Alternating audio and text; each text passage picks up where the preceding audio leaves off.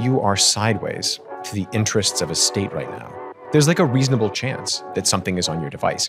And the thing is, you won't know. Nothing you see, nothing you do, no flickering screen, no sudden drain of battery, no warning sign, no link to click, no attachment to open. You're just compromised. There's nothing behavioral that you can do to protect yourself. What scares me about this conversation as we apply it to the world of like Bitcoin is that many different players in this ecosystem, I think, are going to discover many of those same incentive structures if they haven't already. What they're actually asking for is something that changes the structure of the internet. And you get a situation where you're going to need a passport to speak, and a passport to post, and a passport to listen. If you build systems that allow for control and access, the temptation is just too great. Welcome. It's very good to have you here, John. This is a show I'm really excited about. Like, I do so many Bitcoin shows. I love Bitcoin. I love talking about it. But stepping outside the box into these like tangential issues, and I do think this is tangential in a lot of ways, is always pretty refreshing. So I'm glad to do this one. We met a couple of years ago. We did. I've been kind of following your work loosely since then, and you're a very interesting person. So you were one of the team that in 2016, I believe, discovered Pegasus or exposed Pegasus. Yeah. Do you want to start by maybe explaining what Pegasus actually is and then what happened in 2016? So think about your phone in your pocket right now. Mm-hmm. It contains a large part of your external brain. It wasn't always so, right? It was only like 15 years ago that we didn't really have a pants computer that we carried around with us that contained all this sensitive information. Well, as mobile technology has proliferated, governmental desire for gaining access to that technology has exploded. Mm-hmm. And one of the many ways that governments do that is something that we call mercenary spyware. So this is the ability, silently, covertly, to infect your phone and turn it into a spy in your pocket. Activate the camera, the microphone, read your contacts, listen to your signal calls, read your encrypted messages, look at your photographs. Anything that you can do on your phone, it can do. And some things you can't, like silently making the phone a hot mic to bug a room, recording from the video, or accessing your cloud accounts. Pegasus is one of those technologies. There are many. Pegasus is in many ways the most notorious and the most well-known, partly because of its like market success and selling to lots of different governments, and because we keep finding it. And did that spyware, where did it come from? So Pegasus originates from a company called NSO Group, which flies different name flags, but we'll call them NSO Group for the purposes of this conversation. They're an Israeli company, and they took, I would say, a set of technologies and skills that came out of Unit 8200, which is the Israel sort of like NSA equivalent military entity, and other parts of Israel's military and intelligence complex, and turned it into a profit-making product. People call Pegasus software, but it's, I think, more effective to think about it as a service. Okay. Basically, imagine you're a government.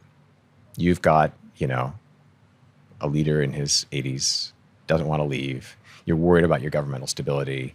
There's a bubbling opposition somewhere. What are you going to do about this? Well, you want to monitor that opposition. So you go to NSO Group and you say, listen, I'd like to buy Pegasus. I want to get on these people's phones. And the contract that you'll get, it's so interesting. It's like DRM for spyware. You get a number, not of seats, like with Microsoft Word, but concurrent infections. So you might have like a 20 concurrent infection contract. And then for the period of a year, NSO is going to basically guarantee you, look, for this year, we promise that we'll do our best to make sure that you can hack iPhones, that you can hack Androids. And then it's kind of up to you how you use that. Some governments that are like just like afloat in cash will buy like 100 concurrent licenses, big numbers. Others that are like tightwads will get their 20. And then they will just grind on those licenses. It's like hack like 20 people in the morning, finish those infections, 20 people in the afternoon, do it again the next day, right? And when they infect a phone, can they essentially download everything they want from that phone and move on to the next one? They can. And in fact, there are these cases that we see. So when we do forensic analysis of devices, we can often see numbers of infections, right? So like on this date, your phone was infected. On this date, your phone was infected. And there are journalists, for example, who earn the ire of certain governments. Their phones might have had like 20 30, Damn. 40 infections over the course of a year or two. So they're just checking in periodically, sweeping data. It's like your top up, right? Like the state's just going to poke by and look in your underwear drawer. It's a Monday. Let's go check it out. And this, like you say, this came out of an Israeli company, but they're selling this to basically every government around the world. Is that right? So there's a whole ecosystem of these players. And I think we can talk about NSO kind of like as a stand-in for a lot of them. There are certain restrictions that the Israeli government places on offensive technology sold from Israel. And so there's certain states they're not going to sell to, like Iran, for example, or maybe Russia, because maybe the Israeli government sees a diplomatic risk in doing that deal. But they sell to a lot of governments. And the consequence of this has been the massive proliferation of this capability to governments that previously had no technical bones. So think about it like this. You know Neapolitan ice cream? Of course. Strawberry, vanilla, chocolate. Do you like Neapolitan ice cream? No, I'm not really a fan. Me neither. But it's seared into my memory because as a kid, I hated getting my hair cut. My mother cut my hair. And to try to distract me, she would put a bowl of ice cream in front of me. It was always Neapolitan. So when I think Neapolitan, I think of sort of hair in the ice cream, just tears, terrible things. I just miss the days of haircuts. But let's... we're all getting there. So let's think about these three flavors. So strawberry. Governments that have a deep STEM pipeline. They've got cryptographers, they've got mathematicians. They can develop their own technologies for doing this highly sophisticated hacking. They can develop exploits, they can do this. Then vanilla are governments that don't have that pipeline, that don't have those mature security services, but they've got a checkbook. Chocolate is like pariah states. Syria would have been an example, right? Yeah. Where they can't necessarily go to the open market. They can't go to Israel and say, hey, we'd like to buy your best toy. And so they'll find other kind of clever, cobbled together, my cousin knows computers ways of doing hacking. But whatever the flavor, the route is like to your phone, to your webcam. And what's so interesting about this problem set is that when states, especially sort of like states that don't have a STEM pipeline, suddenly get this technology, they're like technically punching way above their weights. And dissidents, activists, and politicians are not ready for it, right? One day, their government had bumbling security service that couldn't get its act together and was shot through with corruption. The next day, right, like, their local intelligence officer is like sitting on their phone. It's a crazy change. Okay, so who are the people that are abusing this technology the most? Like, is this the kind of behemoth countries like the USA, or is it the people who are trying to fight dissidents in their country, like authoritarian regimes trying to fight dissidents in their country? Yeah, the answer is like yes. Everyone. And different countries have different trajectories with this technology, but I think a lot of people listening to this will have heard of Pegasus, and probably in the back of their mind, they associate it either with a prominent case, like the murder of Jamal Khashoggi, or with the idea of spyware being sold to dictators who then abuse it. The truth is, there are two distinct piles of abuse cases. One set come from dictators who predictably use this technology to monitor their opposition, or like the then president of Panama, like monitoring his mistress too, and maybe his business rivals. Why not, right? The second category is democracies, or democracies on paper, teetering on the edge of authoritarianism, that acquire this technology, and the temptation to abuse it is enormous. Think about it, and think about what we know from history, right? When a state gets a secret surveillance power, they will often abuse it. It's a matter of time. And so what scares me about Pegasus and similar spyware is not just, oh man, the dictators of the world can flex their power and do so far across the constraints of their geography, right? But that democratic societies are also at risk from this technology. They're at risk because this temptation to have a Stasi-like capability is just way too big. Way too powerful. Way too powerful. And this is kind of a hard question, I think, to answer, is like, where is the line in terms of state surveillance being not necessarily okay, but acceptable? Like, nation states are going to try and monitor and track criminals and like terrorists, whoever that might be. But when does that creep over the line to be they're spying on all citizens just in case you're a terrorist or a just criminal? in case? You're asking a really good question. Now, if you look at like the marketing materials for NSO or similar categories of spyware, we've been like doing work on this spyware for more than a decade. And what we find is that the marketing is, they call it like lawful intercept software, right? The premise being, well, if a police service is doing it, it's lawful. The implication is, well, police need to be technologically enabled to chase bad actors down deep all the way to Hades, right? So it's an intuitive thing for people. The challenge with the technology is that it often arrives into countries that don't have anything like the legal oversight mechanisms, judicial mechanisms, warrant systems to ensure that people in that country, like their rights, their choices about the kinds of power that they want to give their government, are being respected. Moreover, because the industry is itself just like an absolute morass, an opaque maw of secrecy, people don't usually know when their governments are using this technology until we, my brilliant colleagues, other people who are working in our space, investigate and we find abuses. That's a problem. I believe firmly that citizens need to know the constraints, the limits on the power of the state. How long are the state's digital arms? And technology like Pegasus means that those arms are often way longer than people realize, with huge implications for their freedom.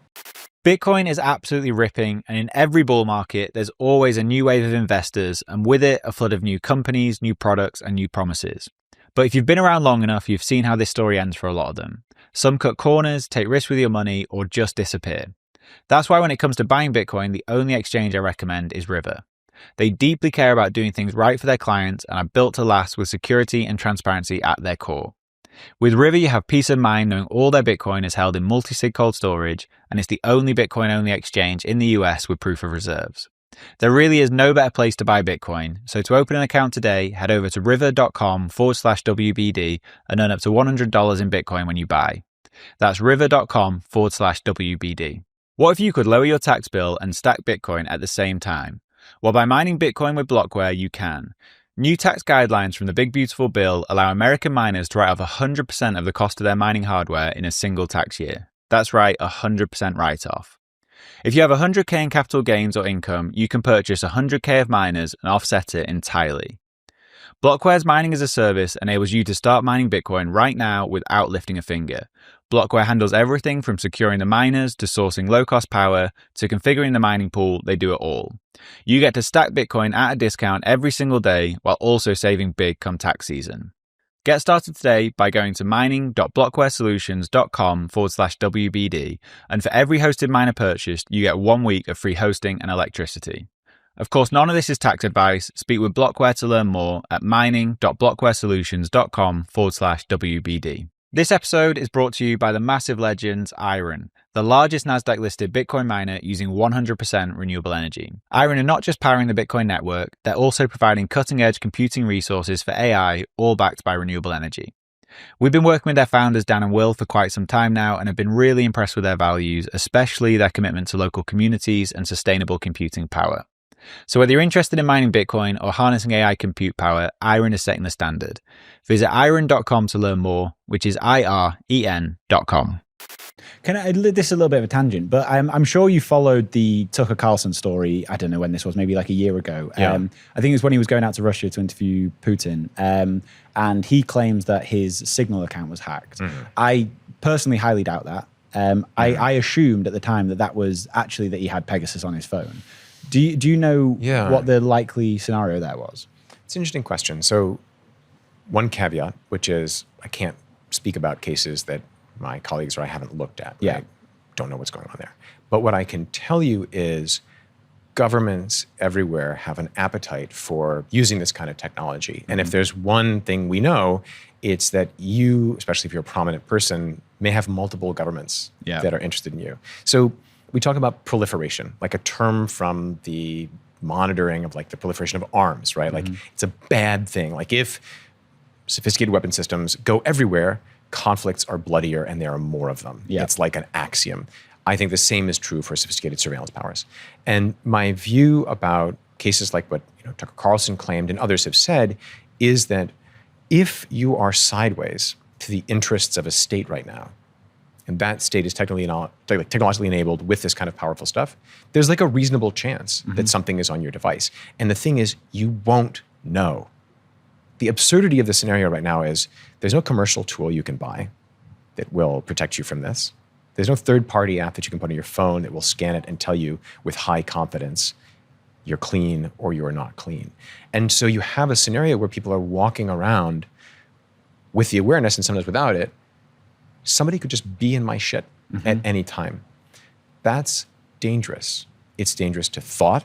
It's dangerous to the ties that bind us together, our ability to safely share what we think, our private explorations of knowledge and ideas on the internet. And ultimately, it leads to self-censorship. And it's not like an abstraction. So the movie, The Dissident, I've not by seen Brian Fogel, really good movie.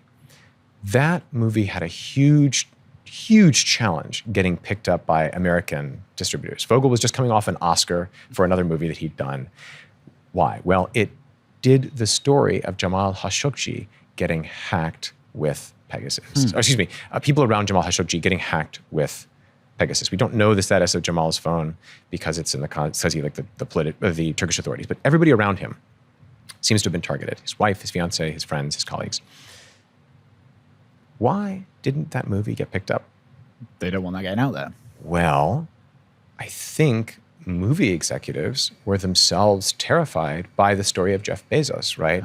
The idea that your business too could be rifled in by Saudi Arabia, even if you were sitting pretty in a studio in Southern California enjoying the clement breezes of Malibu, right? You still ran the risk of your personal world being dumped out on the shiny aluminum table of a dictator's security services halfway across the globe, and then have that used against you.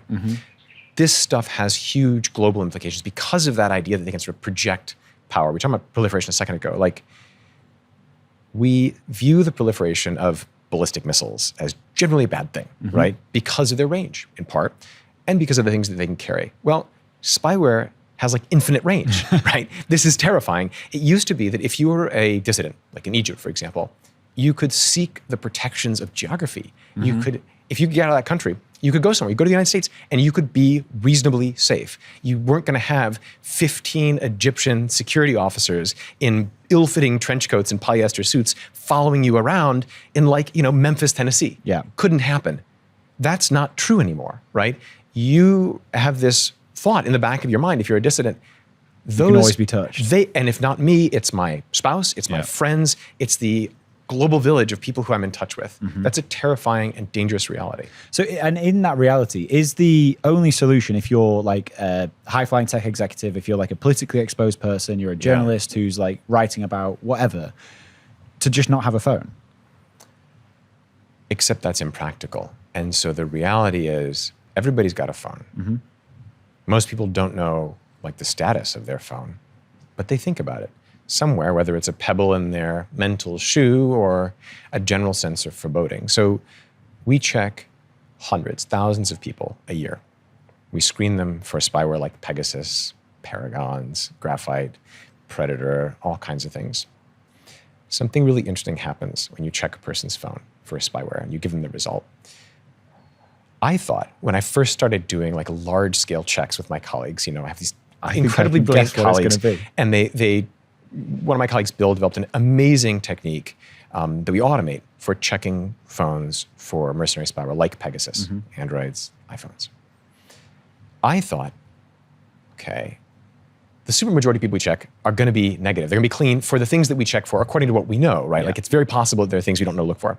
And I thought, well, people are going to feel like their time is wasted, right? I'm wasting people's time. I've convinced them to get checked, right? We got a line of people, and I'm giving them, in my mind, sort of the bad news that they wasted their time. Most people like getting a result, and they like getting a clear result because they have carried with them, whether they realize it or not, some baggage bubbling in the lower bits of their consciousness or way up front. And suddenly we can say, look, now you have knowledge. Now the really crazy thing is I was equally afraid of having a scenario where I would have to tell a person the bad news, which I do every year, again and again and again, whether it's a phone call or it's an in-person conversation. I have to tell them, listen, you didn't know it at the time, but your digital world was not your own. There was somebody in bed with you when you were talking with your spouse. There was somebody in the room when you were taking a shit. There was somebody watching as you were thinking about your finances or your health. There was somebody looking at you as you were trying to understand the challenges of your adolescent kid, right? It is very traumatic to receive that news. But there was this one moment. So I was doing an investigation with my colleagues into the abuse of Pegasus spyware in Togo, small country in Africa. If Africa is like an ice cream cone with two balls, Togo is sort of on the second ball. It's kind of over here. Very, very small little notch of a country, French speaking. And I had to call up a bishop, a Catholic bishop, and let him know that he had been targeted with Pegasus. I'd never called a bishop before, right? Like, what's that conversation like? So I call him up, introduce myself. I give him this result. There's this sort of long pause. And I don't know what to do with myself in this moment, feeling everything. And then he thanks me. And he says, I'll never forget what he says. He says, thank you for bringing me this truth. In a dictatorship, we don't have a lot of it. And it's like being in a place without a lot of oxygen. You just gave me a breath of truth. Wow. You gave me a breath of oxygen. Thank you. That's super powerful. It's funny, when you sort of started that, I thought you were going to say something different. I thought you were going to say, when people receive the result and it's negative, they would be disappointed in the sense that maybe I'm not pushing hard enough. Like, I thought they would be watching me. Some people are. And there's like a category. I think I would be. if I we should find out. Should we? We should find out. So maybe, like, I would love to do that. Can we do it now? We can do it right now. How long does it take? 10 minutes, 15 minutes. Let's do it. Shall we do it? Should we break and do it, and then we can see Here's what we're happens? going to do. We're going to check you, and we're going to have to turn these things off. Yeah. Is that because what you do is... So the challenge, it's like doing a rapid test for, like, I don't know, strep throat. The difference is that, like, strep can read all of the scientific papers, right? It would be as if strep was like looking at how the test worked and was like, all right, I got to change myself a little bit, right? So there's some chance that somebody from NSO, hi guys, is watching this conversation, hoping that I will emit a little signal that lets them know the ways that we're checking. So we should turn things off for a minute. We can do a check, have the process bubbling along, and then maybe a little bit later, get your result. All right, let's do it. Let's break. Let's do it. All right, so we were in. The audio works. You've got your thing running away. We're going to find out chugging along. If Pegasus is on Answers my phone. are about ready. I seriously doubt I have Pegasus on my phone, but I'm excited to find out. So I don't think I'm the kind of person that anyone would want to target. Let me just do the weirdest thing and be the one asking you a question for a second, which is, I think part of the value of this for people who are watching this is most of us go around every day without the knowledge of what's going on our phone. Yeah.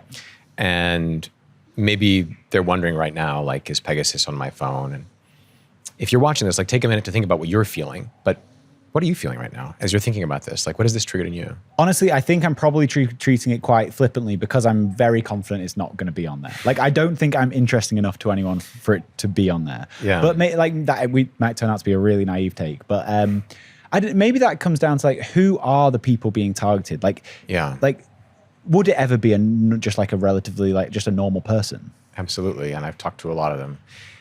Here's the thing. So it's like dating in your 20s in reverse. So when I was in my 20s trying to date, I was often saying, it's not you, it's me, right? Like, Spy was the other way around. It's not me, it's you. You are as interesting and as likely to be targeted as the most interesting person that you know. Why is that? Well, think about it like this. If I'm a government and I want to catch you in unguarded moments, I want to know what you think potentially, right? I've got a set of questions about you. Maybe you're being careful, but are you enforcing that carefulness on everyone around you? No, it's impossible. And so we would call this off-center targeting. It may be that you are at your most unguarded when talking to the people around you. I think that probably be true to almost everyone. Exactly. Because we exist in communities and in groups. Like, one of the biggest challenges that I think people have when they sort of get interested in privacy and safety is they think about it in this frame of, like, my phone. How locked down is my phone? But every conversation happens with another person or a group of people. How locked down are they, right? You can't really ask them to be as obsessively locked down as, the Bitcoin core woman who's got, she's got graphene and she's like only, she's compiling everything herself and she's verifying all the builds, right? Like, that's not reasonable for most people. And the economics of spyware benefits from that fact. There's a second category of risk from this technology, which is it keeps showing up being used by actors that didn't develop it. What do I mean? So twice now that we know about, thanks to some research from Google's threat analysis team, exploits, which are the techniques used to put spyware on a device. Yeah. So very sophisticated exploits, we call them in this case like zero click, which means that there's no interaction required by the victim. It's just like 1 minute you're chugging along, the next minute your phone is hacked. Oh, so I had the complete misunderstanding about let's Pegasus talk about because this. I thought this was coming from like dubious emails that you accidentally click a link, and that's how Pegasus actually got on your phone. Let's pull back for a second. So back in the day, it did. Back in the day, the way that you would infect somebody with Pegasus typically was by sending them a text message. So in the earliest days, our earliest investigations, the biggest one that we did, me and a group of my colleagues and then collaborators at 3 different Mexican civil society organizations, so organizations working with dissidents and journalists, organizations working with the families of people who've been disappeared by cartels, we found that the Mexican government had been an extensive abuser of Pegasus spyware. How did they infect people? Well, they would send them text messages. Well, if you're sending a person a text message and you're a hacker, you really want them to click, and you're a government, you know a lot about them. So the messages would be like hyper-personalized. Maybe it's like, hey, your name just showed up in a news article. Check this out, right? Or a message appearing to come from the phone company about your phone balance. You're running out, right? Or, hey, name, your daughter, correctly name, just got in a traffic accident. I'm just letting you know she's in this hospital. Here's the map point to it. Right? That shit happened. Or, yo, name, I just saw your wife having sex with somebody. You're not going to believe this. Here's the video, right? Very personalized, very deeply enmeshed. That was true for years. And for years, the way that we would find Pegasus was actually by looking for the targeting, right? I see. Now, when they would infect a phone successfully, they would often delete the message. But the infections didn't always work. They weren't always careful about it. And so we would find kind of like, Breadcrumbs. you find like the burglar has left his skeleton key in the door, right? But starting in like the end of the end of the teens, NSO started selling zero-click capabilities. So this means you're just chugging along, and then your phone is compromised. Nothing you see, nothing you do, no flickering screen, no sudden drain of battery, no warning sign, no link to click, no attachment to open. You're just compromised. And do we know how they actually do that? We do, because we keep catching them, despite their claims about being untraceable. So in 2019, we worked on a very big case where NSO was providing a technology that allowed for hacking people through WhatsApp. In this case, it was through like a missed video call. And the first case that we really came across was a lawyer who was representing other Pegasus victims. And he was like having these weird half dreams where he would like wake up in the middle of the night and there would be like a notification on his phone, like missed call. And he'd be like, all right, I'll like figure it out in the morning. And then he'd wake up and the notification would be gone. And he probably thought, maybe I'm going bananas, right? Like I've got to, tone down the ambient dose here. It turned out that NSO had acquired a very sophisticated exploit and done a lot of development work on it. And this allowed them to use WhatsApp as the means of entry onto the device. And then they would put the spyware onto the device. So what they had figured out was like, when a phone connects to another phone on a WhatsApp call, right, there's a bunch of stuff happening. It's like a handshake, like a modem tone for those who are that old. You could put all kinds of other stuff into that communication that would be the leading wedge of infecting a device.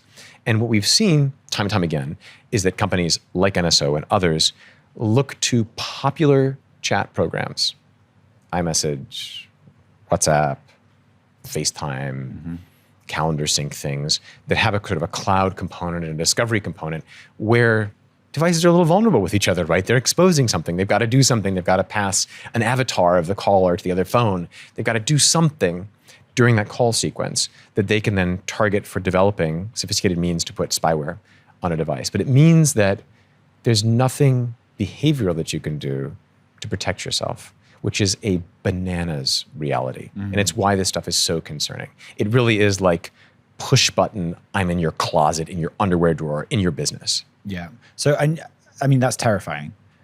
And you have checked hundreds, thousands, however many devices. Many thousands, yeah. Have you ever been targeted by any of these things?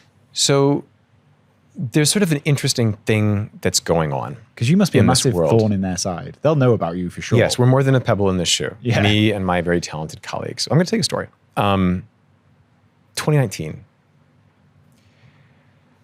a colleague of mine, Bahar, gets a guy reaching out to him and is like, hey, I would like your help coming up with a project to provide financial solutions to unbanked refugees, which is a noble idea. Bahar, refugee from Syria himself, was interested. So he takes a meeting with this guy, goes to a fancy hotel to have a meal. But in the course of that conversation, the guy starts asking some really weird questions. What's your father's name? What's your mother's name? Tell me about your religion, right? All this like weird, no investor's asking those questions. Yeah. Bahar's backstory is that he had been imprisoned and tortured by the Syrian regime before he successfully fled. He knew what it was like talking to an intelligence operative. He smelled it. He could feel it. And so he listened, excused himself, and called me and said, John, I think I was just in a meeting with a spy. So we immediately started digging into this guy's identity, and we discovered he was a ghost. The name wasn't real, profile picture, the company, none of these things seemed to really exist. So who had targeted my colleague? Well, we were about ready to have a story published about this. The thinking was, you've got to protect others from whatever this is. You know, it's going to be a story like a blind story, like, you know, researcher targeted by unknown person. And then I think it was the day that the story was going to get published, I get an email in my inbox, and it's like, John, you've used this technology to do aerial mapping, which was something I was doing for PhD research a long time ago. I am an investor in Africa. I'd like to use your technology, which was kite aerial photography, which was cool before drones, right? I'd like to use this technology to map my like big investment. Would you like to have a meeting? And I was like, shit, okay. You know who else is being targeted? It's me. Maybe there's something we can do about this. Let's run this back on these people and figure out who they are. So we played along. We arranged a meeting and we went to it. You want to hear what happened? Of course I want to hear what happened. So I'm not a spy and I don't know how spies think, but you kind of were a spy then though. I've read a few books and I realized I had to, along with my talented colleagues and help from some journalists, think like one. And had to be a version of myself that would be compelling to this person. I can't give up the game, right? Like, I'm like an academic. Like, how am I supposed to deal with this scenario? Right? Like, I'm not made for this. Made like a necktie camera because I was like, I can't go buy something, right? Because like he'll recognize it, right? If I have like a spy pen or something, but I got to record this. So I ended up working with a group of journalists from the Associated Press, and we're like, okay, let's play this along and have a meeting. So we did. The Peninsula Hotel, swank hotel in New York City. Come to this meeting, and there's this guy, the investor, right? And you'd made your own tie camera. I had like modified a sort of a nanny cam into a necktie that I bought. I love that. Because I was like, well, I have to make my own thing, right? But the hilariousness of this is I broke on the taxi ride over, I broke the camera. Like I separated it from the hole that I had made in the necktie. Luckily, I was bringing a group of journalists with me to the restaurant. They were already going to be there covertly monitoring. We were going to be recording. I had like recorders on my body. So we were able to capture this whole meeting. The transcript's online if anybody's curious. So go to this meeting and it's an hour of like get to know you and this and that. But the guy, a little bit like pieces of bad driving, keeps deviating from the kind of like friendly get to know you thing into a couple of different conversational paths. The first thing though that he does, his first conversational gambit, is to try to get me to say something racist. Which is bananas. Almost like the first thing out of his mouth is to try to goad me into saying something really racist and offensive about how Africans speak French. I'm not going to say it, racist and offensive. And I'm thinking like, okay, I have to like play it cool. Can't, play into this thing. But like, wow, this guy is clearly thinking like he wants this conversation at any given moment. If it has to stop, he wants to have his stuff, right? He would be recording me too. He was trying to get it really early in the conversation. Yeah, I mean, like, you get your first bit early and then you try to develop more things, right? So, and the hilarious part is the guy was so, in his own way, like bumbling. He had index cards in front of him. And there were 3 colors, green, yellow, and red. And when he was asking me mundane questions, he was like working from the green index cards. And it was like, so tell me more about, this. And then like he'd like cut in with a yellow card, right? And then like, into the red cards. And the red cards, like the stuff that he was trying to ask about was he was trying to discredit our work. Okay. And when he wasn't trying to do that, He was trying to find that information about our work on like the case of Jamal Khashoggi.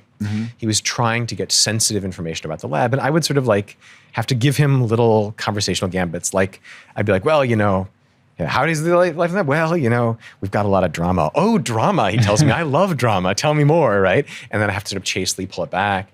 So we played along like this for an hour and like a half. The whole time he's like encouraging me, alcohol, like try the cognac, right? Like, I don't drink, which he didn't know. It definitely put him at a disadvantage. And eventually I get like a frantic text message from the journalists who I'm like studiously trying not to look at, right? Yeah. He hasn't noticed either. They're like, our batteries are running low. Like we've got to wind this thing up. Yeah. And what I didn't know at the time was they were like on a journalist budget and all they could afford at that restaurant was like one fish cocktail. So like two guys sitting in a booth behind me, like eating a fish cocktail for 2 hours. like an hour and a half, right? Like, sipping their ice water. So we wrap it up. I try to distract him and I get him looking out the window. I'm like, kites in Africa. Like, well, if you just look out the window over here, right? And he then turns back to discover a journalist and a cameraman like in his face. And of course, it's like game over for this guy, right? It's panic. The journalist's like, so what are you doing? He's like, I know what I'm doing, right? And he panics. He asks, did you get permission to film this? And then he like almost knocks over a chair in his haste to leave the restaurant. But he'd forgotten to pay the bill. So the guy has to turn on his heel, come back into the restaurant, followed by a reporter, a cameraman, me with my GoPro, all peppering him, that I've pulled out of my pocket, right? All peppering him with questions like, who are you? Do you work for, this organization called Black Cube, which we'll talk about in a second. And so the poor guy's like trying to pay the bill. And then he hides in a back room in the restaurant, closes the door. And it's like, okay, we've done as much as we can here. Like we can't pester this guy further. What we didn't know, but learned shortly thereafter from the news reporting was that the guy was an ex-Israeli intelligence official and that he was working for Black Cube, which is a private intelligence firm that, a little like NSO, performs like being like super competent, super secretive, right? And we know this in part because one of the private investigators that his team had subcontracted, who was also, we learned later, running surveillance on the meeting, became a whistleblower, told his story, and eventually became somebody I know and has like told me the whole story. It's also in publications. It's in a book by Ronan Farrow. This stuff is all public knowledge now, which is why I can say it without fearing a defamation lawsuit. And is that video online? It is. Can I put it in this interview? You have my permission. Perfect. Let's go. I witnessed a foreign private intelligence agency running around New York City as if it's some spy playground. If I'm getting the geolocation of your cell phone and you're not willingly providing that, then we're breaking some law somewhere, right? I'm a licensed private investigator. He was a subcontractor for a private intelligence firm called Black Cube. Black Cube is an organization that's mercenary in the spy business. An elite Israeli private intelligence agency. Harvey Weinstein hired Black Cube to help him investigate his enemies, the women who were accusing him of rape, and the journalists investigating the situation, especially Ronan Farrow and Jodi Kantor, who both won the Pulitzer Prize for their reporting on Weinstein. I didn't know who the client was. There was always a mystery. We're going to follow Jodi Kantor, a New York Times reporter, and he explained to me that we're interested in her sources. Here's a heads up. We're going to follow another reporter, Ronan Farrow. Harvey Weinstein had sources, he had rats in like all of the media, specifically had us do surveillance. He told me that they're going to use the geolocation feature to find out where Ronan is. Ronan's phone was in this area between, for at least a 2-hour time period. The point of this tracking is to kill the story, to suppress journalism. Once Igor figured out what he was doing, that he was helping Harvey Weinstein, he had real concerns about that. I felt like we're doing something that's very unpatriotic by following journalists to find out who their sources are. Sort of independently decided he was going to come forward with this. I called Ronan Farrow, and I said, I thought I got to tell him that he's being followed, that he was followed. I was in the crosshairs of, frankly, an insane international espionage operation. Black Cube wanted to give him a polygraph exam to see if he was, for instance, working with Ronan Farrow, which he was. And I totally freaked out. I didn't know what to do. That whole Weinstein case was done under my license. You know, I'm the one who should be scared. If you already self-custody your Bitcoin, you know the deal with hardware wallets. Complex setups, clumsy interfaces, and a seed phrase that can be lost, stolen, or forgotten. Well, Bitkey fixes that. Bitkey is a multi-sig hardware wallet built by the team behind Square and Cash App. It packs a cryptographic recovery system and built-in inheritance feature into an intuitive, easy-to-use wallet with no seed phrase to sweat over. It's simple, secure self-custody without the stress, and Time named Bitkey one of the best inventions of 2024. Get 20% off at bitkey.world when you use code WBD. That's bitkey.world and use code WBD.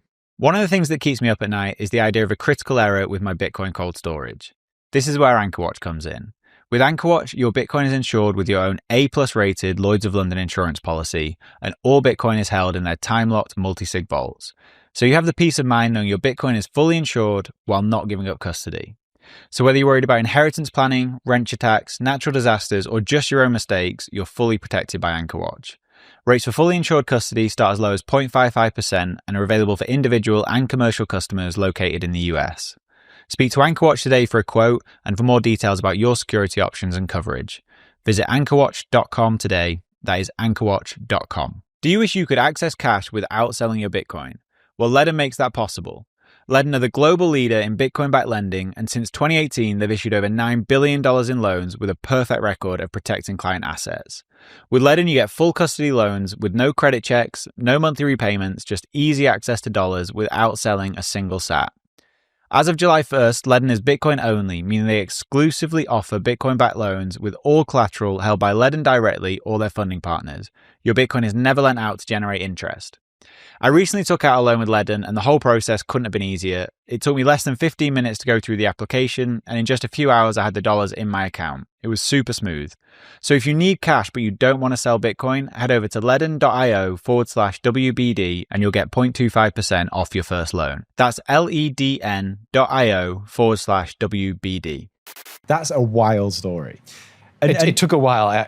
Feel free to cut as much of this out as you'd like, and just use any of that out. That was brilliant. Yeah. The footage is there. But so awesome. This is 2019. Yeah. Obviously, long time's passed since then. Yes. I'm sure you are pretty considered about like how you travel the world, how you live your life. Yeah, that's right. Has there been anything since then? So I don't want to say too much about more recent things, but we're obviously extremely vigilant to this. But there is another kind of protection.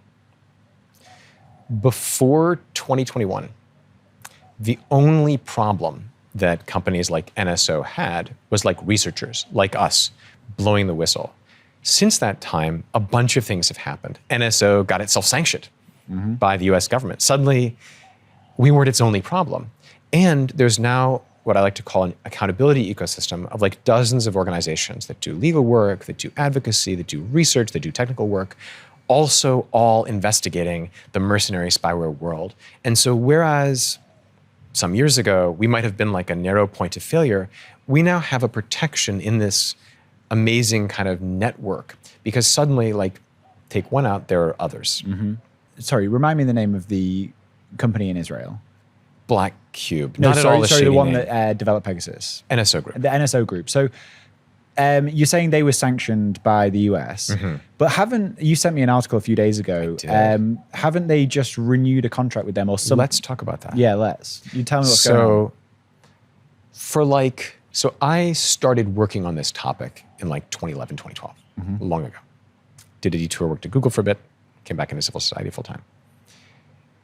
During that time, a relatively small group of people, some very brilliant colleagues of mine, our director, Ron Diebert, we have been shouting, and it feels like shouting into the wind about this problem set. And it hadn't really had the impact that we wanted, which is conferring some kind of like major protection. partly because a lot of governments like the existence of this industry, or at least their security services do, because just like arms dealers, right, they're useful. If a government, would come to like the US or, I don't know, Germany and be like, hey, we want to cooperate with you. Like, can you give us your sexy tools? And of course, the US is like, no, we can't do that. But we know a guy, right? We'll put you in touch. And maybe they'll do it, right? And Israel managed to use spyware. So Haaretz, the Israeli publication, used the term spyware diplomacy, right? A lot of governments want this stuff. Seems like an oxymoron. And for the most part, like, the security voices had the ear of politicians. And what they were sort of saying to politicians and lawmakers was like, look, we're doing secret, spooky business. It's in the net interest of us and our country that things stay secret and spooky. But something happens, and this is not at all a big surprise. So if you take a pie chart, like take a core sample of who's being hacked with like Pegasus on a Wednesday, right? Well, who's in that pie? Obviously, they're the cases that we work on in our mandate: activists, dissidents, journalists, political voices, artists, truth tellers, whistleblowers. But a major slice of the pie, maybe the biggest slice of the pie, is government on government. Of course it is, right? If you're a government, even if you acquire this technology, which is marketed, it's like the marketing frame and the justificatory frame of these companies is like, we're here to help you solve serious crime and track terrorists. But the open secret is that this is an espionage technology, and the primary business that governments make with this is hacking other governments. Now, governments are going to hack. They're going to hack each other, right? And I guess it's almost like... I don't play a violin for those governments, but it pisses governments off if they discovered it. The major inflection point was the US government realizing that their diplomatic personnel were getting hacked in spades. And not just the US government.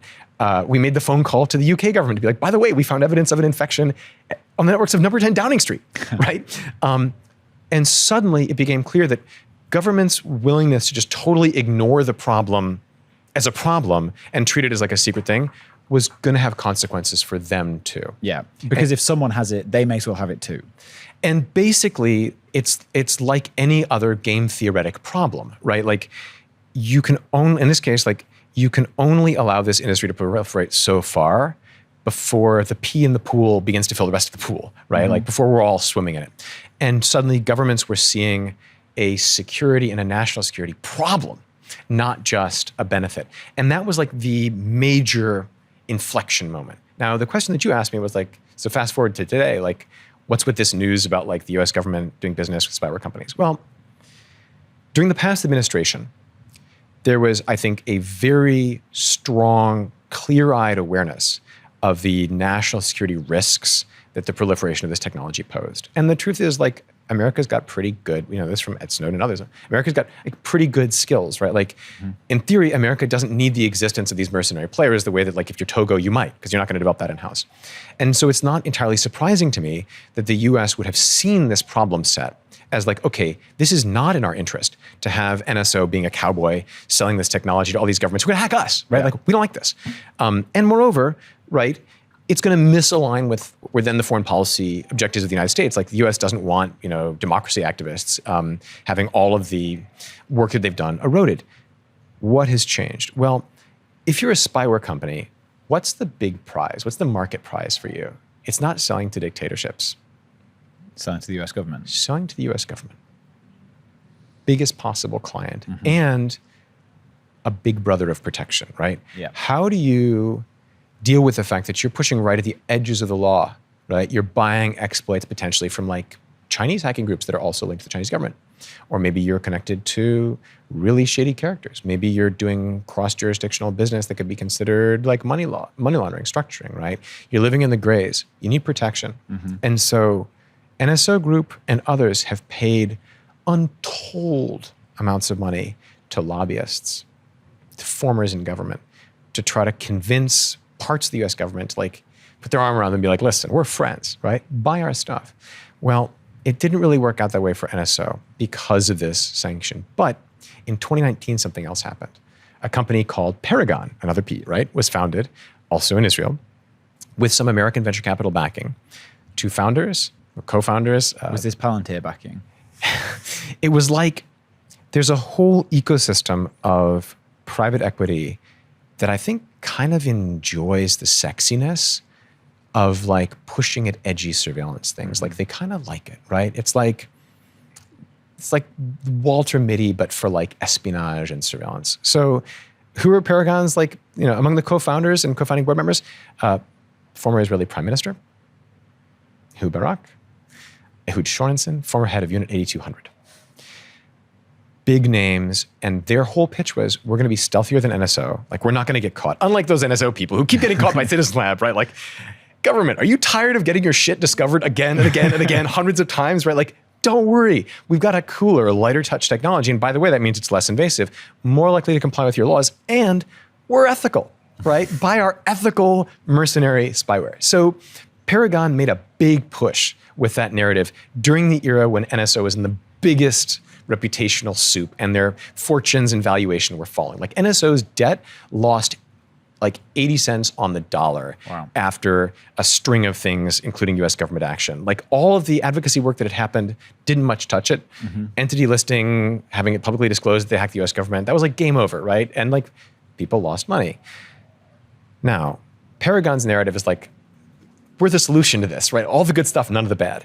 And that narrative sort of worked, I think, on the US government because the part of the government wanted to believe that there was like a way for this industry to exist and be shaped towards better. What happens? Well, towards the end of the Biden era, somehow, somewhere in the Department of Homeland Security and ICE, Immigration and Customs Enforcement, there is a deal done with Paragon, which is like manna from heaven for Paragon, presumably, right? Like, it's like, okay, we get our kind of wedge in. And by that time, the US government had an executive order on spyware that required review for national security, counterintelligence, and human rights issues. So when the US government learns about this, they're like, okay, stop work order on this contract. We're going to have to seriously review this. Now, we've talked about security problems, we've talked about human rights abuses, but there's also this counterintelligence problem, which is like if you're using spyware developed by foreign developers, well, that's a huge problem, right? The US Air Force would not field a Chinese stealth fighter for obvious reasons, right? There might not be a Chinese spy sitting in the back seat. Similarly with spyware, if you're using technology developed by somebody else, right, you have to assume that at minimum they have a special insight in maybe how to find it. But there's, of course, more, which is if that company is plugged into the US government, there's going to be information flowing back and forth, right? Even more concerningly, they're selling to multiple governments, which means that multiple governments may have a special insight into the things that the US government is doing with its spyware deployment, with this Paragon spyware is called Graphite. Now, all of those seem like pretty strong reasons to do like a scorched earth counterintelligence assessment.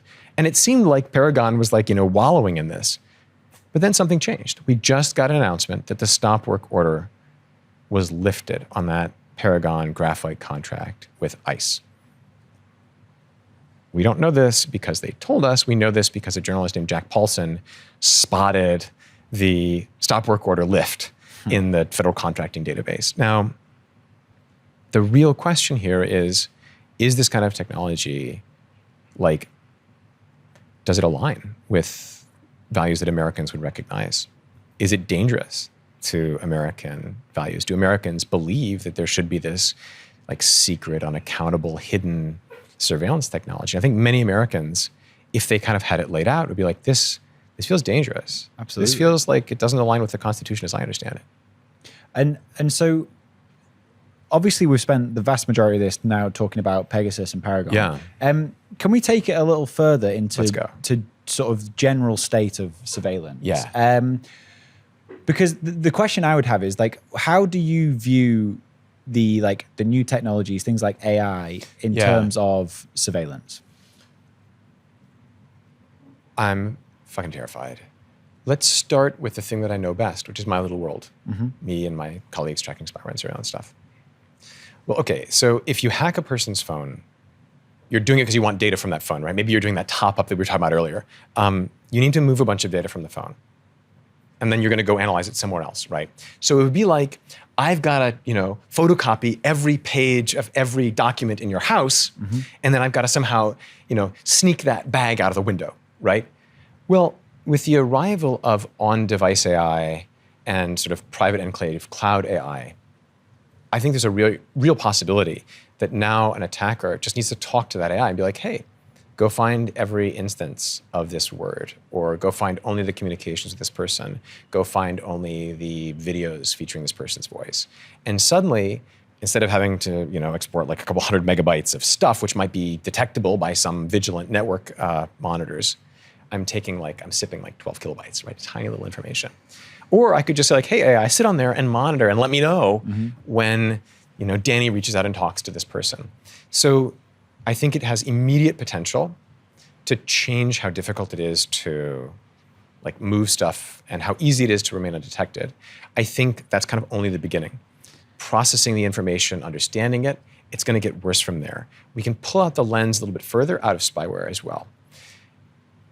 One of the great challenges that you have if you sell spyware is like having reliable working exploits, right? You've got to have these. And these are they cost millions of dollars. They're highly sophisticated code at this point, right? Part of the consequences of our work and efforts by Apple and others has been to drive up the cost. Now, exploit discovery involves a lot of work. Some of that work can be done, I think, by AI. Sure, you can use it for defense as well and finding stuff, but because it's just great at parsing massive amounts of data. Is that? It is really good, and at trying lots of things in lots of different ways, and that's sort of intersecting with other realities about the ability to sort of virtualize different kinds of cell phone operating systems. So there's a real danger there, and there's a danger that the problem expands out from the kinds of very sophisticated spyware that we find and we're working on and we're talking about here. The second kind of layer of this problem set, as I see it, is with tech. It's like everything new is actually old. And people now, many of them have invited a new chat window into their lives where they talk to somebody else's computer. And that computer gives them answers. Now, we could talk for a long time about the sort of concerns about what that means for the safety of your cognition, right? Your ability to really know what you feel and know which thoughts are yours. And are you going to get one-shotted by a system designed to butter you up and keep you chatting with it? But the other component of this is that those systems are also getting a unique visibility into people's lives and thoughts and the things that they're doing. It's a huge data flow. Totally. And that is back to your analogy of that, the burglar in the house. It's almost like you're passing the burglar, whatever is in your house out the window. Yes. And so the first point you made there is interesting. I've not heard that. Yeah. The second point was really the thing that I have been thinking about in the sense of are we just giving up all this massive amounts of personal information to corporates, and do we go into a world of sort of corporate surveillance, the corporate panopticon? We're there. We live in a world of corporate surveillance. And what is absolutely infuriating is that the corporate surveillance machinery was designed to sell you stuff, to better understand behavior, to better sell advertisements to sell you stuff, right? Sort of turtles all the way down. But of course, that whole machinery is like catnip for an intelligence service. 10 years ago, if you wanted massive data collection on people, you had to build that system. Now, you go to advertising exchanges, you get that data, you get that analytic data. Right? You want to know where people are, right? All of that data flow that was once also the purview only of the states that built it is now available to anybody that can pay for it. And that means that many of the legal protections that were sort of carefully honed in any given country about what governments can collect, how they can collect it, how they can retain it, who has to review it, none of that matters if you can just go use your credit card and get 80% of the places that Danny went with his phone from a shady third-party data broker, right? And even more scary, a bunch of those data brokers will sell to China or other adversarial regimes. And so if you're a government now, you don't just have to worry about foreign spies following your shit. You've got to think that you're actually all of your people, all of your actions, super legible. That extends all the way down to you and me, but it's fiendishly difficult. With spyware, okay, I find spyware on your phone, right? You're gonna get your answer later in this conversation. Maybe we can figure out who did it. And maybe we can trace some lines to that. But with data brokers, how would you know that it was data broker X? What is the chain of the 6 intermediaries through which your data flowed that eventually resulted in it being used against you? That's just a black bag of who knows what. It's a black bag of badness. And what we have created is it's just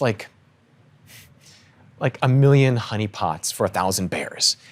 All of them just stuffed with every possible kind of personal data. And I am deeply personally angry that so many very talented people built these systems designed to monetize behavior without thinking for a second that they were creating a parallel structure of control, a parallel structure of monitoring that is now with us. Now, if you take that, I would say increasingly mature structure, and you bolt it into the world of AI and the new ways that like AI chat systems are understanding people, you start fusing that data, you get an absolutely terrifying degree of understanding of people. What scares me, like pulling out from the sort of initial privacy question, like your stuff is being exposed, is this. I believe in the core of my being that there's a category of questions that governments should never be permitted to ask about their population. I 100% agree. They should never be permitted. And unfortunately, in too many societies, friction was the only thing preventing that from happening. Your data about you has less friction than you trying to make a financial transaction. That's bananas, right? So when it comes to this like big tech corporate surveillance, Yeah. what do you put it down to? Like the people running these businesses, like are they evil? Is it ignorance? Is it just profit driven, ignore the consequences? Like what is it? Cash rules everything around me. Cream, right? Like you look Shout at out each, Wu-Tang. shout out Wu-Tang. Every organization that is trying to do stuff and that winds up collecting data at some point is going to have this conversation. Oh man, we could have another revenue stream. Like, oh, we're helping people solve this problem. We're connecting different bank accounts, right? Like Plaid, we're connecting this bank to that bank. We're helping you get your check deposited, right? So then it's like, oh man, we have a second parallel monetizable flow of data. Our shareholders are going to love this. A version of that is repeated over and over again in company after company. And it isn't necessarily framed as privacy violating. It can be framed as helping prevent fraud, right? Transaction analytics, right? Quality of experience. These things are always put that way. They're always The in the Patriot same Act. way that the online safety stuff is framed like age assurance, right? Like saving the children. And I think a lot of good, well-meaning people, good-hearted people, got themselves into corporate structures where they built like 85% of the privacy-destroying chainsaw. And then like suddenly they started seeing a chain getting attached to it and they're like, oh fuck, right? Like, and many of them left or they became disillusioned. Some of them volunteer and work at Citizen Lab, right? But we got here through the God prophet and through, a million KPIs.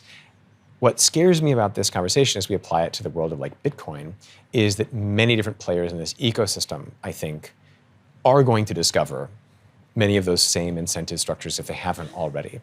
And it's going to be happening everywhere a little bit all at once. It's like arsenic poisoning by eating a lot of a certain kind of food, right? No one bite is the bad one, but the sum total is trouble.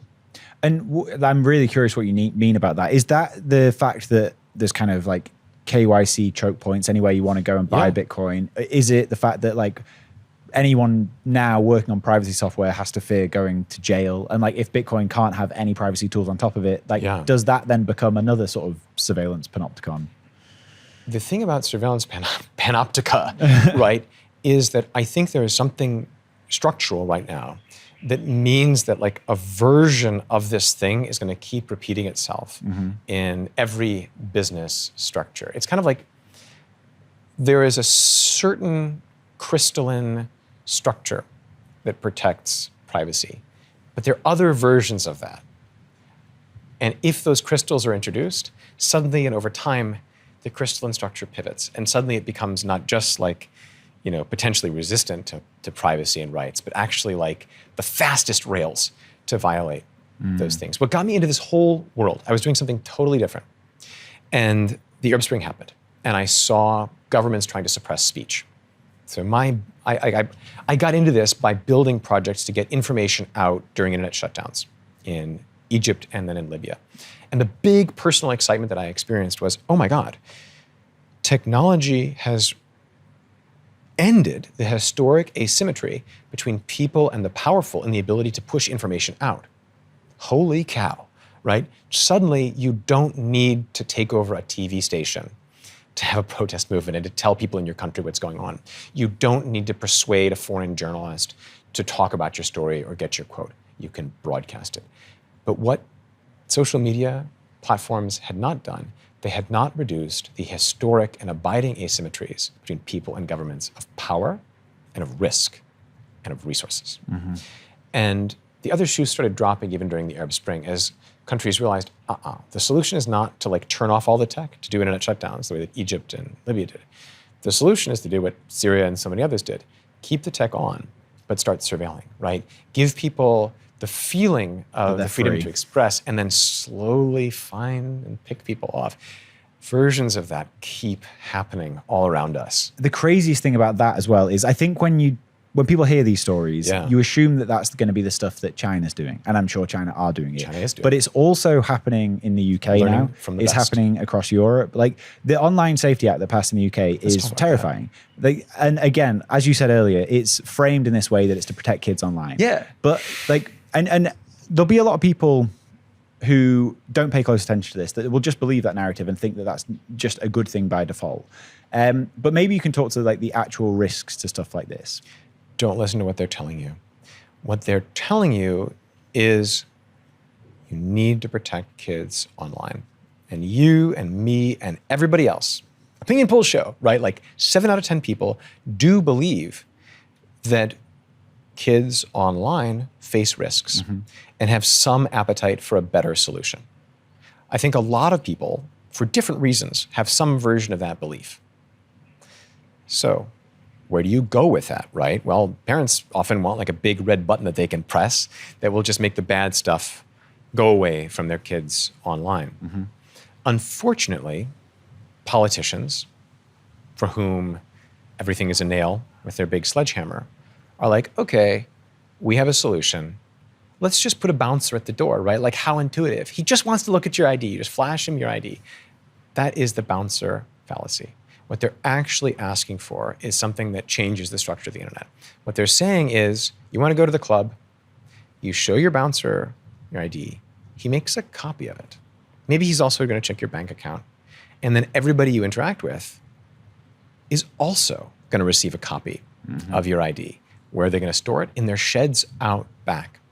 You're creating a situation where people are suddenly forced, law-abiding people who just want to interact with the internet, to dox themselves, to KYC for speech.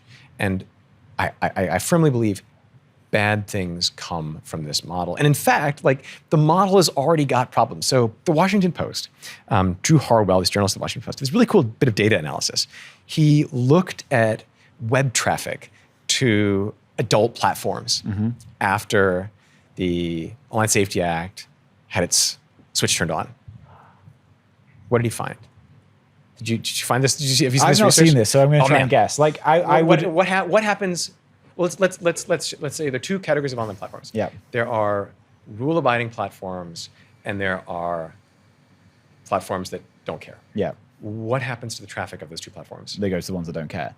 And even the people going to the rule-abiding platforms, I would assume traffic seemingly drops from those countries, but really people are using VPNs and ways to get into them anyway. The harder the government squeezes on the internet, the faster and more effectively people get around it. Which is why we talked a minute ago about opinion polls. Do you know there's another number in UK opinion polls about the Online Safety Act, which is most people don't think it's going to work. Like only like 30-some% of Brits actually think that this thing will work. So it's a paradox. Most people want something. Most people know it won't work. Well, that's a great example of a scenario that highlights really that like the answers being provided are wrong. I can't think, because like you don't have to have an expert tell you that it won't work. So what happened? It drove traffic in mass 2-3x'd the traffic of platforms that didn't comply, of which there will always be, because they will be outside of the jurisdiction. And almost certainly, not only was that traffic would have otherwise gone to complying platforms, suppress their traffic. And like you say, it drove people to use VPNs and led to this sort of absurd scenario of a British official going online and being like, can we all please not use a VPN, which is the best viral marketing for VPNs I've ever seen in my life. 100%. And VPNs went to like the top of every App Store chart. And like really the sort of second order consequence of that is people just have better online privacy as a result, regardless of what websites they're trying to access. For now, but follow the follow-up. What's going to happen? Well, what scares me about the Online Safety Act and the versions of it that we see in the United States, in specific U.S. states that are doing their own like age Florida have something verification. similar, I You've think, got a don't they? bunch of different U.S. states, like dozens have done something on this. And whether it's like ID or scan your face or age gating, right? Like there are elements of the same thing. Well, you're told that this is about protecting kids from harm. But if you look at the definitions, they're often really vague. Like the harmful stuff, pretty vaguely defined, which gives governments a huge amount of ability to define things into censorship. But it goes further, right? What problem do big platforms face in this scenario? Well, the Online Safety Act has this feature where, like, you know, some like, clever boffins sat down and they're like, okay, you know what? We're gonna solve the free speech problem too. So the Online Safety Act has penalties if you show people, like you show kids bad content, legal but harmful content. But it also has penalties in theory if you over censor. But here's the truth, right? Like, if you tell a major online platform, we're going to dock 10% of your global revenue if you mess this up and show somebody something harmful. They're not going to call a constitutional lawyer to be like, how can we like push right up to the edge of this? They're going to just start over complying. So Alec Muffet. Well, but that was, sorry to interrupt, but that was the cool thing about what 4chan did. Because they basically said, just fuck you. Like, we're an American company, you can't imply this law, impart this law on us. Yeah. Well, so, and so the British government comes faced with this problem, which is like, what do you do? Like, you know what the analogy is like? It's kind of like the analogy to taking your shoes off and like, you know, putting your liquids in a little bag. Like it's security theater, it's safety theater. And the problem is what ends up happening is the rules that result in the mass transfer of personal data, the mass like secret census of online desire that is being created and given to governments, that stuff is going to stick around even as everyone's going to know it doesn't work, right? It always ratchets like this. Getting back to this question for a second of like the implications. So Alec Muffet, who writes thoughtfully about age verification stuff, is like platforms historically, the way that they've sort of categorized content is kind of like may contain peanuts, right? Like could be harmful, but like what's harmful? It's like might be something that would bother people if they view it in their office, right? NSFW, right? They're not designed to do these sort of careful categorizations of each kind of speech in ways that maximally protect people's freedom of speech. So, of course, platforms warned to do this. They're going to over-categorize. They're going to apply this sledgehammer. It's not a scalpel, it's a big sledgehammer. And the end result is people seeking health information, people like collecting flags, people struggling with depression, people want help quitting smoking. All their communities are going to get turned off too. And you get a situation where you're going to need a passport to speak, and a passport to post, and a passport to listen. That is bananas. And as it doesn't work, the other thing that I think governments are going to do is they're going to say, okay, well, we can't solve the problem of these non-compliance, right? So what do? We need a great British firewall. We need to start blocking at the gateway to our little island. We need to start blocking VPNs because just too many bad things are happening with these technologies, right? A lot of people are going to quickly draw that conclusion. And if they start implementing it, it's not just going to be lessons learned from China. It's going to be like China parallel evolution of some of the same structures of control. And okay, let me tell you my big suspicion. Like, I don't think that everybody who promotes these things is a prude. I think many of them, many lawmakers, are exercised by concerns, legitimate concerns about children. We can talk about maybe better ways to address this, but in the US, some of the groups that are bankrolling this stuff, they just want to end things that they don't like. They want to stop people from viewing adult content, but also other kinds of content that they deem societally harmful. Well, what is that? That's a bunch of prudish, often religiously driven censors trying to censor everybody. This is very bad. It doesn't belong in democracies. And so what are the things that people can actually, in fact, before I ask that question, because the part of this that we've not necessarily spoken about yet is the risk to end-to-end encryption. So I don't know the exact state of this as of right now, but I know as part of this act, they were trying to have backdoor that they were trying to call not a backdoor, in the sense that if you're using the Signal protocol to communicate, they wanted, I believe, to verify a message before it was sent on device to make sure it didn't contain anything harmful or hate speech or whatever, however they deem it, before you actually send that message. So like, that is not end-to-end encryption. If you have to premise what you're saying with this is not a backdoor, it's a backdoor. Yeah. So client-side scanning is this concept that like people might send harmful things that the state can't control across the platform. So how do you deal with that? Well, you push a bunch of rule sets to a device, and that device is then going to censor the stuff, prevent it from going, and maybe also send a little notification to the powers that be that you tried to send it. China has also experimented with and implemented all sorts of versions of this in chat apps. Like a bunch of Chinese chat apps will have like rule sets that they download of words you can't share, right? UK treading where others perhaps have treaded before. The problem with that system is that even if it is implemented for the purposes of blocking content that you or I might regard as morally reprehensible and is harmful in its creation and in its sharing, all the government needs to do once it has that system in place is to push some new rules to that system. And suddenly it is an on-the-device speech monitoring system, right? I can just tell it, well, actually, you know what else bothers me is a certain kind of flag. You know what else bothers me is like a certain kind of meme, right? China does this, right? Winnie the Pooh memes, gotta block them. And Keir Starmer memes will be banned next. You gotta protect the children from those memes. This is a serious business. And the problem with that kind of structure, and this is like, look, I've only worked on this issue and like related privacy issues for like 14 years. That's a pretty small slice of time. Our director, Ron Diebert, brilliant guy who founded the Citizen Lab, like back around 2000, looking way into the future when he founded us. We remain like reliably independent of government and corporate pressure and funding. The view is, and I think he would tell you this, I don't want to speak for him, but he would tell you this, is if you build systems that allow for control and access, the temptation is just too great. And like everything that we know from every other surveillance technology, in fact, every historical example of secret surveillance capabilities created is that they get abused. Nowhere more so than when the state is pretty confident that they can surveil without the citizens knowing that it's happening. I think it's almost analogous to the idea that is talked about a lot in Bitcoin. Like if you give the state the ability to press a big red button and print more money, that's too powerful for them not to press. And it's the same thing here. Like during the entire Cold War, people lived in fear of a big red button. We don't want to be in a position where people have to fear the pressing of a big red button, either for them specifically because of something they said, did, thought, or shared, privately or in public, or for speech generally. And I think what we've learned from the excesses of the past few years is that platforms are really bad at playing a role of speech police. They don't want to be speech police either. And like, it's going to sound controversial, but like, this stuff harms platforms too. They're not designed for this. They shouldn't be asked to do it. Now, the Online Safety Act has like, categories of platform, 3 different tiers, depending on how big the platform is, how big the user base is, how big the potential for harm is.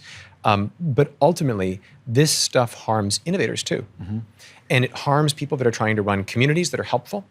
And I think fundamentally, like it creates a, like you don't want a scenario where the people overseeing the speech world are the equivalent of the teacher monitoring the detention room to make sure that people aren't talking to each other. And that's where we're headed.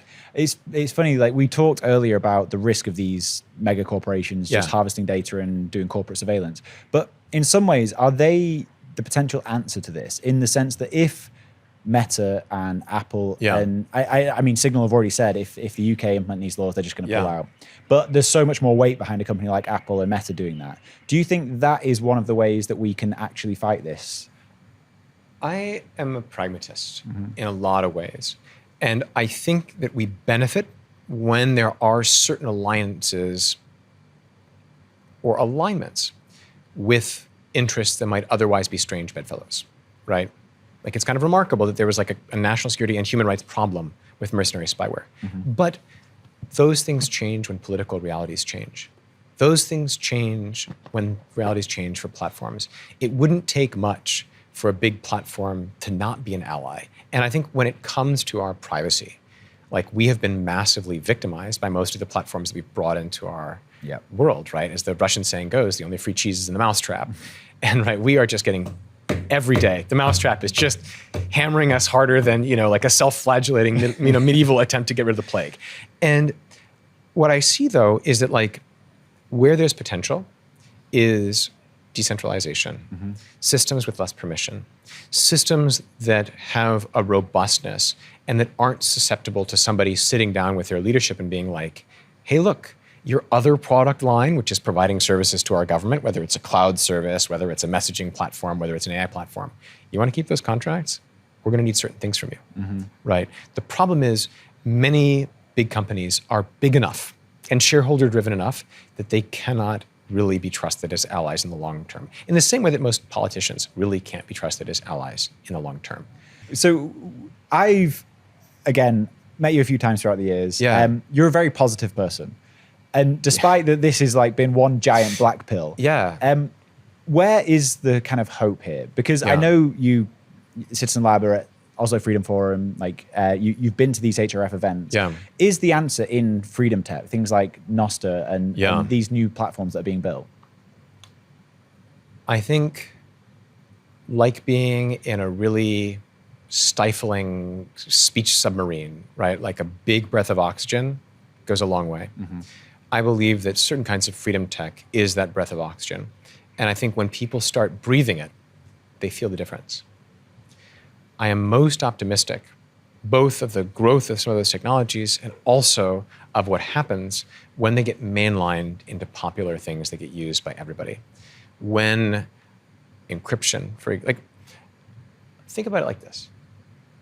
My personal view, one of the biggest developments in like the 20 teens was when Google decided to turn HTTPS encryption on for all of their user base.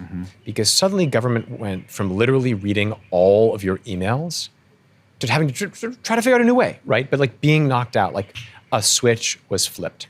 I'm a great believer in that kind of switch. Well, what was one of the other big switches that was flipped in the teens? I would say WhatsApp implementing end-to-end encryption, right? Even if they did it kind of shitty. The implementation of end-to-end encryption that they did is using the same ciphers that Signal uses. My issue with it, and tell me if I'm wrong here, is if someone has like cloud backup on their chats, does that not remove the end-to-end encryption for everyone who's communicating with them? Indeed, the great challenge with many of the most popular devices and platforms is around backup and encrypted backup. And it is extremely meaningful to me that WhatsApp now provides backup encryption.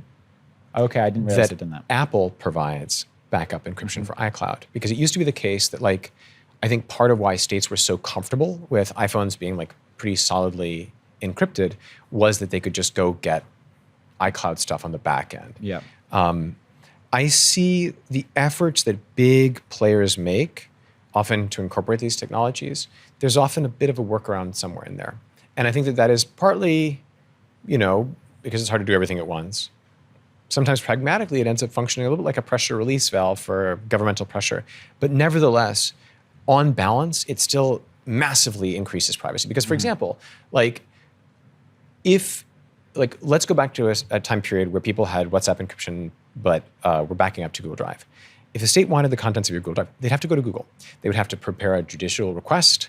It would come to Google. Google would review it, decide whether or not it appeared to comply with rules. They would sort of look at the case, and then they would respond. That's a huge layer of friction and oversight. That's people in the middle. The truth before that was there's nobody in the middle. The state could just monitor from the wire. And so there's still tremendous net benefit with friction, but it's incomplete. So this is like, don't let perfect be the enemy of good kind of thing. And the problem that we have as a community is we have to be very clear about what wins look like, but just as clear about the fact that we're incrementing. And one of the problems, again and again, is the sort of heroic individual model of privacy and security, where someone is like, you know what, this encrypted messenger is the only one that I really trust. And you have to sort of come to me and use my thing if you want to. I'm guilty of that. And honestly, like it's like being with like the most and the most insufferable privacy vegan you've ever met, right? No, I did that with my family. I said if they want pictures of my daughter, then they have to be on Signal. Well, Signal is a good balance. I think that there's a lot of room for incrementing, right? And for creating network effects. I think it's a totally legit thing to do as a son or a daughter to be like, Mom and Dad, I would love to send you pictures of my family, but it's going to have to be with some encryption, right? Yeah. That is healthy. What's unhealthy is when people are like, I reject all popular platforms and only do this one thing. Because the problem is the enemy of political organizing, right? What do we care about in society? What people talking, communicating, sharing ideas, inter-exchange, intercambio, right? That stuff, for it to work, requires that there not be too much entry cost friction. And so what I worry about is that the privacy world, in its understandable but most exhausting, winds up shitting on everything other than the orthodox perfection. But the truth is, so often, they're not really doing the perfection thing themselves all the time either. Yeah.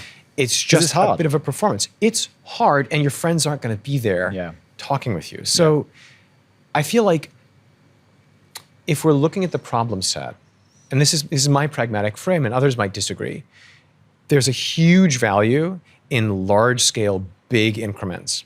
And there's huge danger in large-scale friction reduction in surveillance. Those two things are kind of, in many cases, like the biggest fights. What I'm excited about is at these ends, there are developers and others working to develop tools to their standards, right? Let a lot of flowers grow. Some of those are going to work. Some of those are going to become really popular. They're going to be network effects like Signal. Others are not. The trick is, so we were talking earlier about like who's going to get targeted by Pegasus. Here's the truth of the matter. We don't know who tomorrow's targets are going to be. They don't know themselves because they may not have made a choice that puts them into the target line of a government. They have not yet decided to step out and speak their truth or speak up against something that they see as wrong or share a thought that bothers somebody. They don't know, and we don't know who they are. We have to be designing our technology so that those people will have already on their devices tech that has like 80% of the way there and then can have some small changes. Because once a person has made that choice, it's too late to sit them down and be like, okay, you need to behave like a total spy. You got to use all this sophisticated technology, and none of your friends are there, right? Like they raised their voice and they were dangerous because they raised their voice and people listened. You can't suddenly tell them to turn off their voice for the sake of being safer online. You have to work with them and balance with them, which means that a little bit like trimming a bonsai, if you trim the branches and you trim the roots and you bend it and you water it all at the same time, you kill it. It's kind of, you do one thing at a time. And the same is true for user behavior with security. So I'm a huge believer that user experience and ease of entry, which means no scolding, has to be as friction-free as possible. It's more consequential in many ways that like a popular app has an on-ramp for a privacy and freedom technology than that there exists somewhere carefully honed, polished pearl of perfection. And that is why Signal is perfect because, or in my opinion, I think it's the best messaging app because like it just feels like anything else, and you know you have the additional security. And Can privacy. I make 2 suggestions to your viewers about how to use Signal in a little bit more of a secure way? Absolutely. Okay. So here's what you need to do. Go into your Signal settings and check out privacy. I'm going to do this as you start. Let's see do this. How I do. Go into Signal settings and privacy. Yeah. Okay. Yep. Now choose advanced. And tell me what you see on there. Censorship circumvention. What else? Proxy, always relay calls, show status icon, allow from anyone. Okay. What I want you to do is turn on always relay calls. On. It's already on. Good man. Do you know what it's doing for you? I don't. So when I call you on Signal, I install Signal, you install Signal, we just make a call like that. It's a peer-to-peer communication, right? Which means that our devices are talking to each other across the network, which means that the network may know that we're having a Signal call. They can't hear what we're talking about. They can't see what we're messaging about. But the fact of that call is known to various parts of the network. That is a really interesting piece of metadata. Call relay bumps your call through servers that Signal controls. It's still encrypted, but that means that the network now, in this place that we're sitting, all that the network knows is that you're having a call that looks like a signal call, right? They can't see the IP address of your correspondent, and your correspondent can't see your IP address either. Major improvement. Now, I want you to go to your WhatsApp. Okay. Is that the only setting in there that's the... No, actually, should we do another signal setting change? Okay, so the other thing that I want you to do is I want you to turn on disappearing messages by default. He's already on at 4 weeks. Great. Here's why. Remember we were talking earlier about how governments do top-ups with surveillance, right? They're like, they're a little penny pinching with their surveillance technology. Same holds true for all kinds of other hacking. If your device doesn't have old chats on it, a hacker can't get them either. Disappearing messages at 4 weeks is a great default mechanism. Set it once and don't think about it more, so that your phone is not carrying 5 years of your life's worth of interesting conversations. I do turn it off on some of my chats though, because I want to have the history. And the model should be turn it off as needed, not turn it on when paranoid. Yeah. You should be default concerned. Okay, WhatsApp. Let's go to our WhatsApp. This one will be worse because I don't use WhatsApp very much. Okay. So I probably never played with the settings. I want you to do exactly the same thing. Privacy. Go to privacy. Okay. And go to, I think it's advanced. Yep. And do you see protect my IP address during calls? That's off on this one. I need to Turn that bad boy on. Okay. Same deal. Now, people should understand there are structural privacy differences, and obviously turn on disappearing messages by default on WhatsApp Yeah, too. I think if you that's haven't already already. Okay. People need to understand there are structural differences in the privacy that you have when you use different kinds of platforms. So Meta will know more about you as a WhatsApp user than Signal will know about you as a Signal user. So act accordingly. But what I like about both of these settings is, especially with Signal, like you're now way more secure and you're more private. This is really important. And it took like 30 seconds, right? Should we talk about another thing that people should do? Please. Okay. What kind of phone is that? iPhone or Android? Are you iPhone. comfortable saying it on the iPhone. iPhone, okay. Have you ever heard of lockdown mode? Yes, I think I actually saw a thread on Twitter. I think I might have done this. Let's see, lockdown mode. So go to privacy and security. Got it. Go all the way to the bottom and you should see lockdown mode. Yeah. It's not on. Okay, so let's talk about what lockdown mode is. So in 2021, November 2021 was a shitty month for NSO Group. Not only did they get dinged by being put on the entity list by the US Commerce Department, but Apple also notified a whole bunch of people that had been hacked through Apple services with Pegasus, and they sued. Very bad situation for NSO. Apple also began the process of rolling out lockdown mode. Well, what's lockdown mode? There are ways of taking a regular device and turning it into a much more secure, hard-to-hack device. They come with some trade-offs.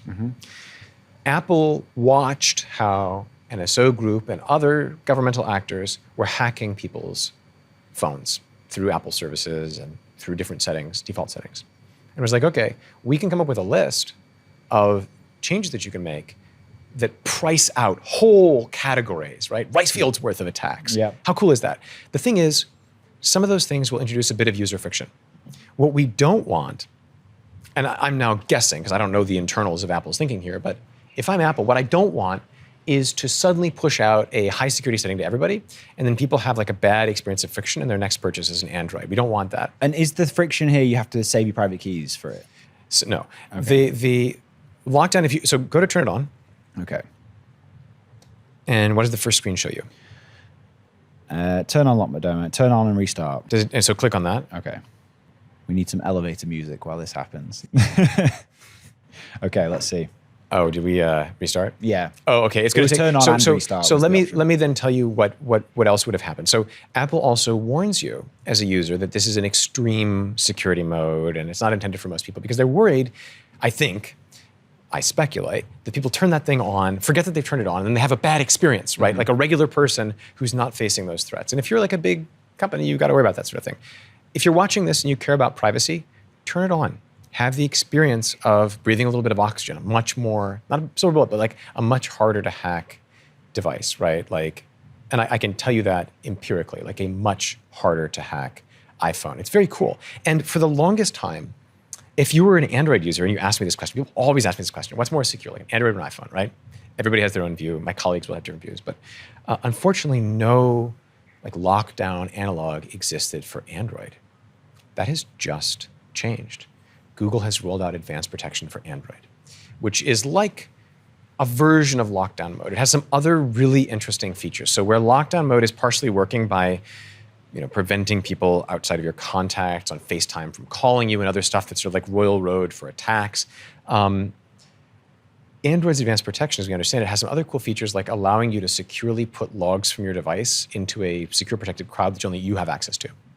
Which means that if you're an attacker and you hack this device, in theory, right, like a log of that is being immutably kept somewhere, right, like your private ledger. And so even all the effort that they may do to try to clean up and hide later, they can't. There may still be some evidence. Now, this is like, for now, these are sort of in the realm of like hypothetical, will this make it easier for defenders to find stuff? But it definitely increases the risk factor for, because like, if you're like a scammer, it's a numbers game, right? Like if you're hacking a large number of people for crypto stuff, it's a numbers game. And you're not using like a really you're not paying pearls to do your hacking. If you're using one of these sophisticated pieces of technology, getting caught is like game over. It's really, really bad. And like all the customers fate share, right? So if it stops working for, Hungary, it's also going to stop, the same exploit is going to stop working for everybody else if they get caught and patched. So they're always trying to hide. Mm-hmm. It's like a cat and mouse thing. Yeah, and the risks to them are much higher. And so if you as a user can do things, or if developers can do things that are more likely to generate alerts or things that are hard to get rid of, then you've actually changed some of the cost calculus about whether it makes sense to hack a person or whether it will work. The other cool thing about lockdown mode is it may break certain kinds of like exploit effort in ways that a user would then see. And cool. So there's sort of dual layers of potential protection in some of these things. None of these are silver bullets, but they're all very interesting. Well, I am now a little more secure. So a little bit more. I could literally talk to you all day, John. This has been really good.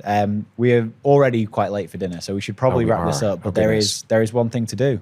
There's one thing Let's to do. find out. So do we need to turn the cameras off while we do this part? Well, what we can do is I can go off scene for a minute. Sure. And do something. Should we do that? Yeah. Okay.